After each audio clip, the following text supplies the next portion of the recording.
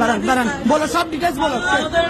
দাঁড়ান দাঁড়ান। আমাদের সিএনজিটা শেষ মুহূর্তে ছিল, আমাদের সামনে একটা টেম্পো ছিল। হ্যাঁ, ওই টেম্পোটা ট্রেন বারবার হর্ন দিচ্ছিল, লাইনম্যান ব্রিজের উপর দৌড়াচ্ছে।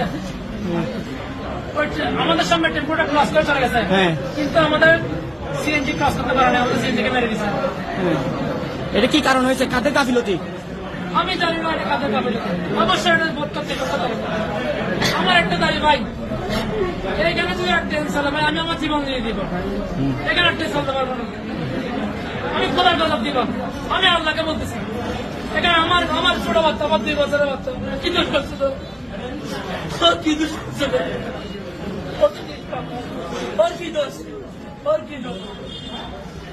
আমি এর গোটা করছি, আমার 30 বছর বয়স হয়েছে, তোমার মেয়ে ও কি করছে? আমি আমার মেয়ের জন্য আমাকে আজকে বলতেছে বাবা আপনি আনিয়ে